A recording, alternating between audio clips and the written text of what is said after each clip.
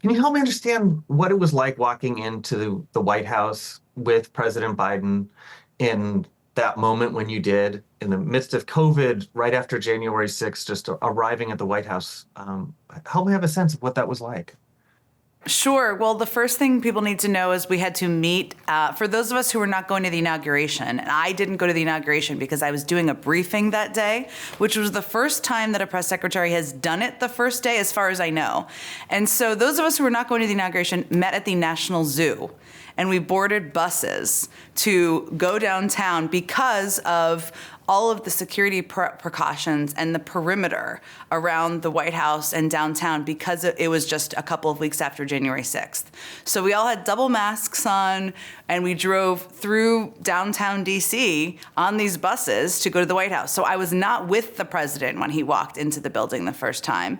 But when I walked in, we had to be dropped off a couple of blocks from the White House and walk a couple of blocks to the White House. And when I walked in, I remember Cedric Richmond turning to me and saying, "Does anyone tell us where to go, or do we just kind of get an office number and show up at our office?" And I said, "I think it's the latter, my friend." That's what we do. But there were not many of us on the first day, especially arriving at noon on Inauguration Day. And the first time that you see the president in the Oval Office, I mean, people say that's a job that you don't understand until you're there. What was he like?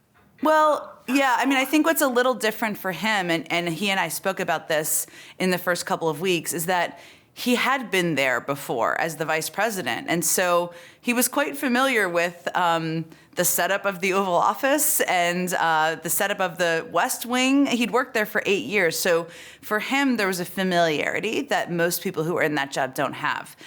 The first time I saw him in the Oval Office, I went in with a group of other senior advisors, maybe an hour before my first briefing. So it was probably late in the afternoon, early evening. And we sat down on the couches in there, and I was there to ask him, or to tell him what I was going to convey at the first briefing, and also ask him if there were any impressions from the inauguration. What did he take in standing up there? Of course, also during a moment of great turmoil in our country. We talked about that, but I also asked him if he had seen the letter, if he'd found the letter that former President Trump had left him. And he said, "He left me a letter?" And I said, "I think so. I don't know. There's a tradition, but you never know." So he shuffled around the desk, and he did find the letter, which was very long, and I couldn't see it. I was sitting on the couch, but long, scripted, multiple pages. He read it quietly, and then we discussed how I would describe it at the briefing. So that was the first time I spent time with him in the Oval Office. That letter is so interesting. I mean, you never find out what was in that letter? I did not. I mean, President Biden is way too classy for that. He didn't let any of us read it. I don't know if he's let anyone read it since then. Maybe his wife, who knows? But he wanted to describe it as gracious and generous. And we all thought describing it as generous is a little bit of a bridge too far, given who we're talking about here, who had just, prompted an insurrection 2 weeks before. So we described it as gracious at the briefing that day. I mean, did that insurrection, and Trump was claiming that Biden didn't win the election, that he wasn't a legitimate president, and attempts to overturn the election on January 6th. Did that shape Biden as he comes in and who he is as president? Of course. I mean, but so did COVID. These were all happening at the same time. And I think the insurrection and the fact that the country, but really also Washington, D.C., where we were all living, was still reeling from it. I mean, still is today. That also shaped who he was and who he wanted us all to be in the first several months or even year of his presidency. Now, he obviously ran against Donald Trump pretty aggressively, I mean, he attacked him aggressively, he called him out aggressively, but he also, and this is obviously through the prism of my experience, but wanted to make sure we were playing a role in kind of healing the country if we could. The country, people were dying of COVID, 1,000 people a day when he was inaugurated. And he didn't want me to go out to the briefing every day and go attack Republicans or attack Trump. We talked about Trump very little. We tried to avoid it. We didn't even weigh in on impeachment proceedings, which were going on when President Biden was inaugurated as well, in part because he wanted to do everything he could to try to be president for the entire country and not continue the political campaign because he felt it was already clearly a very divisive time. One of the interesting things is we're doing a biography over his whole career, and the president is known as being loquacious and talking a lot and sometimes being gaffe prone. And then he comes into this position where he's in the White House. And as you know, a lot of people say he's more buttoned down and there's attempts to control him. Was it a hard adjustment? I mean, you're there in those first days of how is he going to relate? How often is he going to talk? Was it a hard adjustment for him? In some ways, I mean, look, I think there are aspects of that are true in the sense that in the time I was there, so about the first year and a half, he almost always answered questions from the press when they were yelling them at him, even when it wasn't necessarily advantageous to do that. At the same time, I think when there's this theory or this view that he is not disciplined is wrong. I mean, he was the one who was driving the approach to, being very 10,000 foot, a unifier. That's what he wanted us to be. That's what he wanted me to try to do from the briefing, right? To try to take some of the venom out of the briefing room. That was driven by him. So I think there's always an adjustment to being president. Of course there is. I have no idea personally, nor will I ever exactly know, but I was there for 2 different presidents coming in. But I think he had a gut instinct about what the country needed and sort of what message and what feeling they needed to hear from not just him, but from the people who worked for him. Does he get frustrated when he does something like, let's say, the 2-hour press conference and there's one thing that he says about a minor incursion or something and it overshadows a moment like that? How does he personally react? I mean, does he get frustrated at the press himself? Of course, because he's human. I don't think there's any president in American history who has not been frustrated at the press sometimes. The 2-hour press conference, and I was there for that, and my theory there is that he decided he wanted to prove to the press and the public that he could do a 2-hour press conference. I mean, he'd done many press conferences before. He knew when it was about an hour because we gave him enough people to call on to make it about an hour. But he had something to prove, whether it was conscious or unconscious. But he's also been speaking in public for many decades. He certainly understands and knows if there's one thing you say that's not as articulate as you would like, that's what's going to be picked up. And that's only been magnified, obviously, since the rise of social media. So he's not naive to that. But is it frustrating? Of course it is, because he's human. How important was the withdrawal to Afghanistan to President Biden? Did he see it in personal terms because of Bo's service?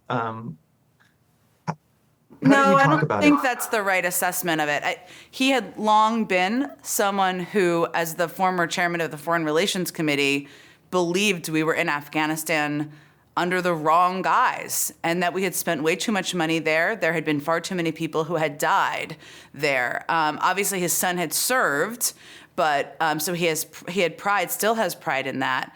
But it was more about the fact that the war, in his view, had gone on too long, and he'd long had that view back to when he was vice president. He also inherited a situation where he was set up for a no-win situation with the Taliban because of what Donald Trump had left him. So it was more about what he believed was a war that nobody had had the courage to get out of, and he felt it was long past time. Can you help me understand that moment where it becomes clear? I think you're on vacation or at the beach when it becomes clear things are not going well and Kabul is falling, and what the reaction is in the White House and your part. Well, I think that's not exactly the right assessment of it. It was obviously a multiple month withdrawal from Afghanistan, so it wasn't like a one-day thing over the course of months. There were many moments where there were decisions that had to be made to keep a troop presence there longer in order to get more Afghans out. It was a push and pull because of that, because once you took the presence entirely out, it would be much harder to get SIV applicants out. And actually, the people who were the diplomats on the ground wanted to stay there till the very last moment possible. That was the push and pull that was going on. It was August, mid-August. I had not had a day off for the entire time I had started. I was planning to go away with my family. I put an out of office in. This is more a story about the reaction from a political front, because I'd put an out of office in my email to be responsible to reporters. Members of the Republican Party suggested that I was irresponsibly leaving people behind in Afghanistan. I, of course, am a spokesperson. I was not responsible for the withdrawal of Afghanistan. That was my personal, I came back after a day, and I came back because Ron Klain asked me to come back and do the briefings because it was clear we needed to continue doing those, even though typically you don't do them when the president is off. I think that period of time was incredibly difficult for a range of reasons. We knew internally that it was going to be a very rocky period because ending a war is not easy. The decision is not easy either. And the consequences of that were never going to be easy. The worst day that I was in the White House was the day that 14 soldiers died, of course. That was the worst day. I bet it was probably still to date the worst day that President Biden also experienced, because losing men and women who serve for you, there's nothing worse. So that day was a day that was full of anguish for everyone, but it was many, many months of daily sitting on the edge, worried about terrorist threats, worried about men and women serving there, worried about how we were going to get more SIV applicants out, worried about how Afghans who came to the United States would be accepted or not here when they came. And you were in the Situation Room when that news came down? I was. I had come in, and there had been concern among the national security team that there wasn't an understanding that there were real terrorist threats on the ground, and it was something that we were trying to, in a totally appropriate above-board way, meaning not revealing any classified information, inform the press about, that there were real terrorist threats around Abbey Gate and during the withdrawal. And I came in and I gave an update to John Feiner, and I said, I think we're making a little progress in helping people understand the threat. And he said, there's been an attack. And we were there for the course of a couple of hours when there were updates coming in about the severity of the attack and how many lives were lost. And in that moment, I also knew that it was something the president was, of course, going to need to address. The country needed to hear from him, and it was thinking about what he could say. He would have a gut instinct about what to say. It was also, on a personal note, the day of my daughter's kindergarten open house, so I had to figure that out as well. But we knew in that moment the president had to address it, and he did, later that evening, and then I did a briefing after him. Can you help me understand the trip to meet the bodies and the families? And I know you talked to the president afterwards. Can you help me just understand those moments and really how it affected him and did it change him? Sure. I wasn't with him when he made that trip. I did speak to him afterwards because afterwards some of the there was a story that was inaccurate and erroneous, which later was fact-checked, that suggested he was looking at his watch for an extended period of time, which after the fact-check, it became clear he had just looked at his watch after everybody had left. And, I think that was probably, at least in the time I worked for him, the most solemn and the hardest period of his presidency because, having lost someone himself, obviously under very different circumstances, he does feel a connection, a deep connection to people who have lost loved ones, lost their children. That is typically what he conveys to people when he's talking to them about when they've lost someone. That was not well received by some of the people who had lost their child. That's fair. You can feel however you're going to feel, which is what his feeling was as well at the time. But what was heartbreaking is that they felt he was being self-involved by sharing his own story. That was what some of these parents shared. Now, what is also true is that some of them were ardent Trump supporters.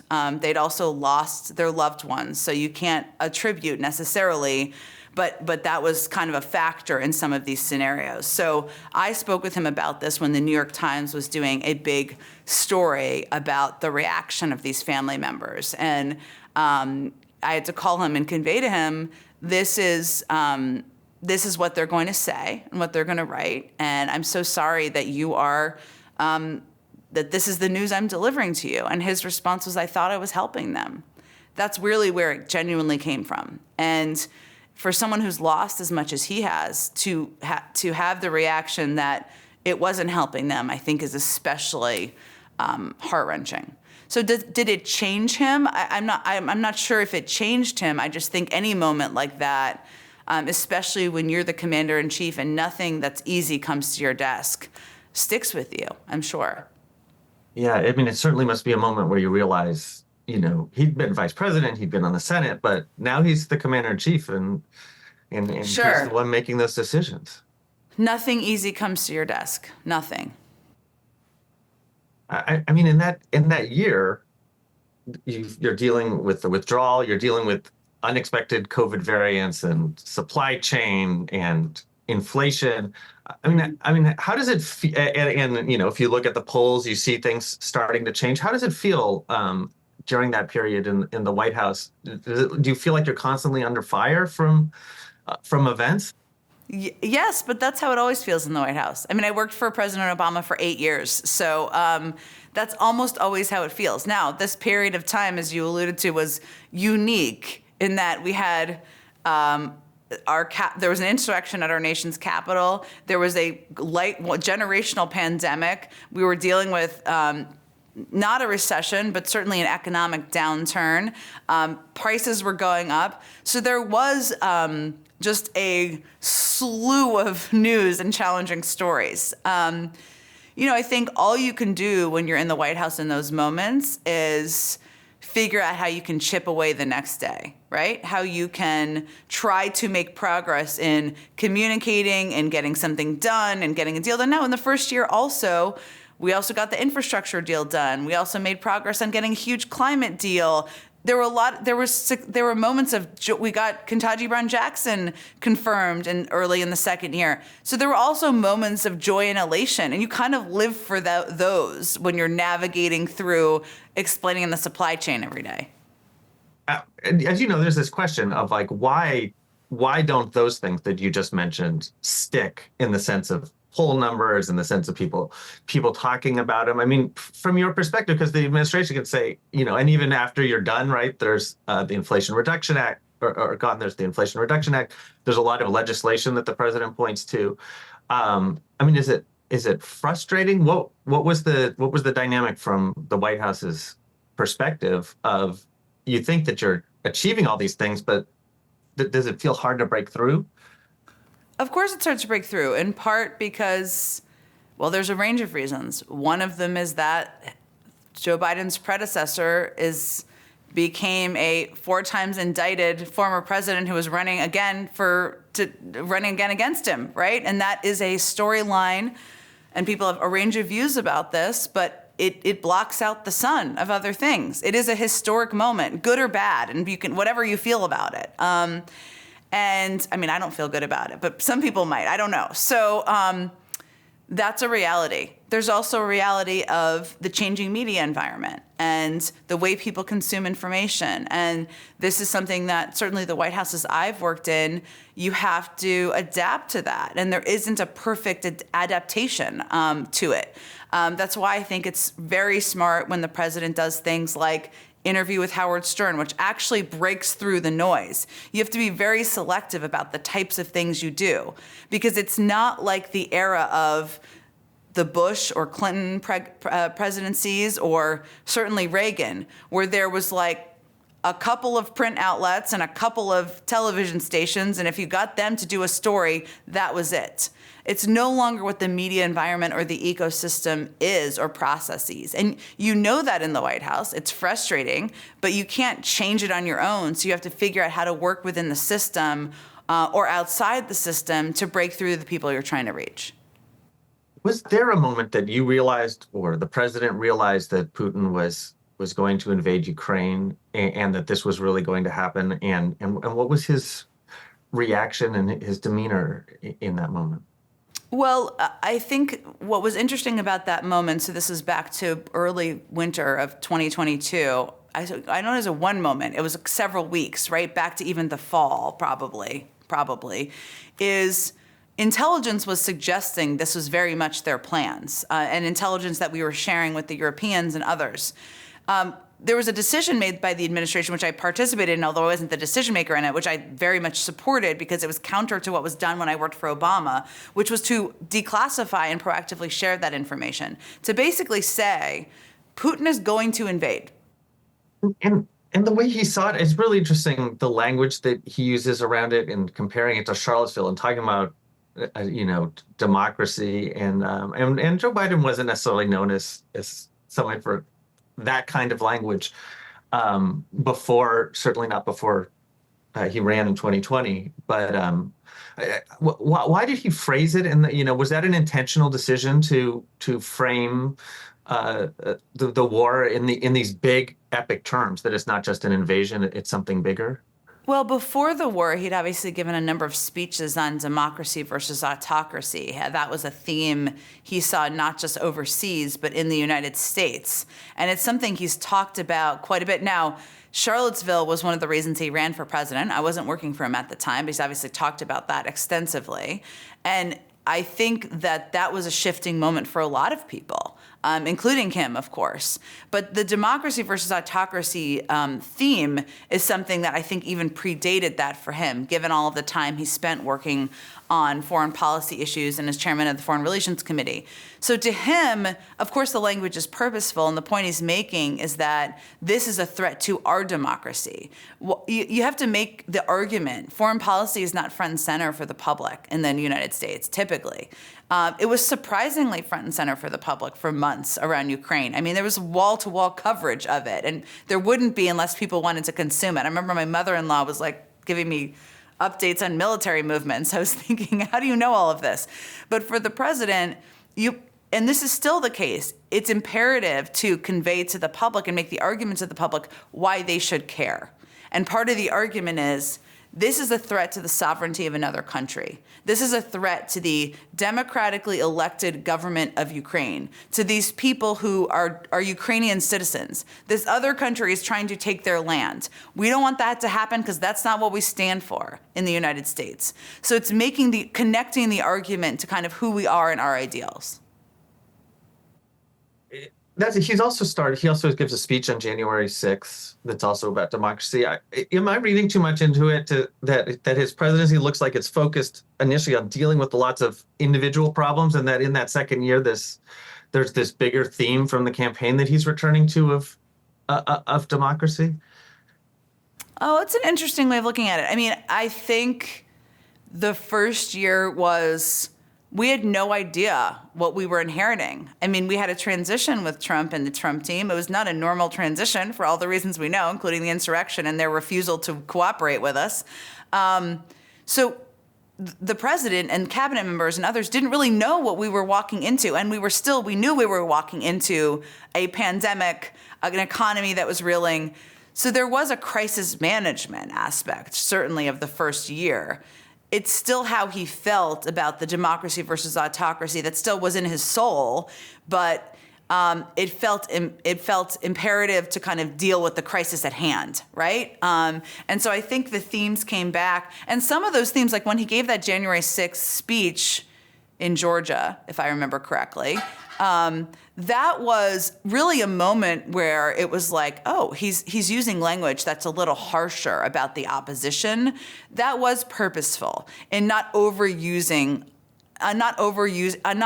attacking members of another party, in part because there were legislative things that he was trying to get done, including the COVID relief package, including the infrastructure bill, and he knew that he needed to kind of leave people a bridge to come back, if that makes sense, to support these things, but also because he felt that when you come in as president, especially at the moment he did, he needed to be a healer more than he needed to be an attacker in that moment. Even though he can very much, he's a politician in his heart. He very much has the attack dug in him, but he felt that was what was needed in the first year. During that period, Republicans are focusing on his son, on Hunter and his problems, and obviously, the president is a loving father. You can hear because of the things they've released his concern for him. I mean, what is the approach that he wants you to take that he takes in a moment like that? The approach really was Hunter is his son. He's not a public figure. He's not in elected office. He doesn't work in the White House. We were very specific and we got approved by him personally, whatever we said, because his family is his family. And that is entirely different from being attacked for anything, for his position on Afghanistan, for a bill that went the wrong way, for his position on any issue. And so we said very little because we didn't want to we didn't want to make the briefing room or the White House press office as a forum that felt appropriate to ask about his family members. As much as his son was going through some things, obviously, had gone through some things. His book, I read his book because I wanted to kind of understand where he was coming from. And I didn't really know him because I hadn't worked on the campaign. I didn't know Hunter really. And I wasn't involved in all these decisions about how to handle things. And what it was a reminder to me and how we started talking about it a little bit is that he's kind of a human being who's been through a lot, right? A lot of families deal with drug addiction, family members with drug addiction, the repercussions of that, the fallout of that, trauma from loss. That's really what we're talking about here. I can say all that now because I no longer work there, but that is how the president saw it and we saw it. Like, this is a person who's been through trauma, who's dealt with something that so many Americans have dealt with. And we started to move toward talking about it a little bit more through that frame. So moving out of the period, as you're becoming more of an observer outside of the White House, I mean, he's struggling in the polls going into the election. I mean, as you look at it, does he bear responsibility for that? Is there something about that he has done or not done or should have done differently? Why is he seem to be struggling given the record that the White House points to? Well, I think there are some intangible things that in any poll you see, and there's reasons why they're popping. One of them is the president's age, which the right wing has effectively made a massive issue since he became president. I mean, we were seeing this in internal focus groups when I was still there, long before the campaign started. They laid the groundwork for that. There is an incredible irony that he's just a couple of years older than Donald Trump, and Donald Trump is not actually running an Ironman next week. But it is still something that has taken hold. That has been one of the biggest challenges they've dealt with. Now, he has dealt with that more recently in a range of ways. Humor, acknowledgement, and I think that's good and effective, and we'll see what happens.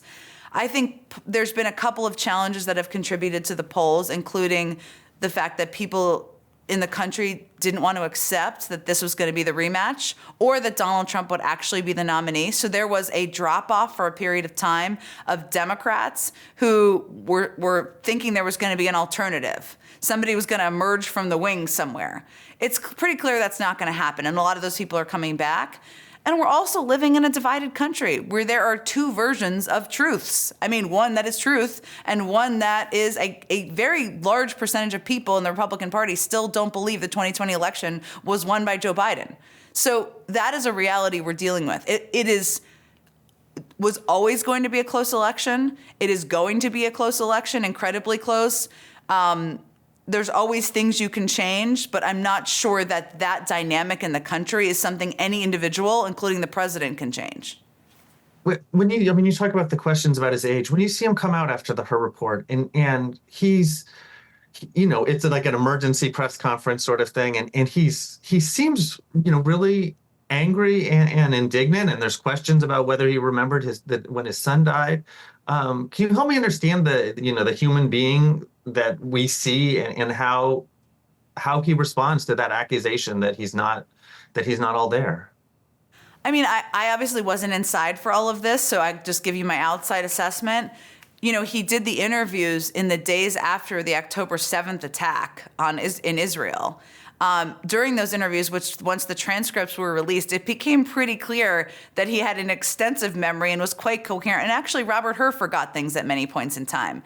I think the frustration I'm betting he felt is that they tried to do everything by the book, right? By saying, obviously, this was an independent decision made by the Attorney General, but there's a special counsel the Attorney General decided on. This is a guy who was appointed by Trump, who appeared at press conferences inappropriately at the White House while he was serving in the Justice Department. He put lines in his report that were political in nature. I think that's the frustration that the president was feeling, kind of questioning whether he was up to the job, when in reality he had just spent many, many hours doing a lengthy interview, which he lived through and sat through while there was an international crisis happening. So my bet is he felt frustration that the context of that was not understood. It's hard to explain that context because you know what pops out there on social media? The line from the Hur report. I mean, we also want to, because we're doing a biography, and he starts with a kid with a stutter, and some people think he's, not that smart, and he has to prove himself, and he has to prove himself. And in '87, they say this is not a serious guy, and he has to prove himself in the Obama administration when there's questions about him. And now here he is at the end, he's president of the United States, and they're saying, yes. He has he has what I would call a very healthy chip on his shoulder in the sense that he always feels underestimated. Not always, but often. You're commander-in-chief, you're probably the most powerful person in the world. People are still underestimating you. Maybe that's the case with most presidents, but now that being underestimated has, I think, prompted him to prove people wrong, right? Prove people wrong with getting bipartisan legislation done, with building a coalition of countries from around the world, with doing the 2-hour press conference. It's a motivator, but it is something that still sits with him, even though he is president of the United States and was vice president for 8 years and has one of the most accomplished legislative records of anyone who's ever served in the job. Still underestimated. The stakes for him when he makes that decision to run this year, as he sees it, as he sees the stakes for America, we just talked about sort of the personal stakes. There might be proving something, but there's also the stakes for America, and he faces that question of will he run again? Yeah. Just help me understand how he would see that and how he would make that decision. Sure. I mean, I wasn't a part of those decision discussion because I wasn't there anymore. But I think in his heart of hearts, a Trump second term is an existential crisis that will change the trajectory of our country. I'm not trying to be dramatic. I think that's how he feels and how a lot of people feel. And his view is no one else has beaten him. He has beaten him before. If it was somebody else running, I wonder, we'll never know if he would have run for re-election. But that's not the scenario we're living in at this point in time.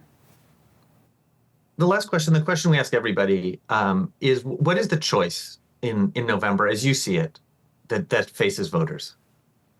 I think there is a big choice between someone who supports the fundamentals of who we are as a country, who believes that democracy should be what our country is based on, who believes in the voices of people, and somebody who believes that the system should work just for himself. That is the big meta argument. But I think there are a lot of issue arguments that will also matter to people, including, are you for abortion rights? Are you against abortion rights? Do you believe that people have the right to Social Security or not? So I share all this because I think that is climate change a real issue or is it not? Do we not need to do anything about it? So there is a big overarching choice here that is not that common in presidential elections because typically people from both parties have differences on policy issues, but they still believe in the foundations of what our founding fathers created the country on.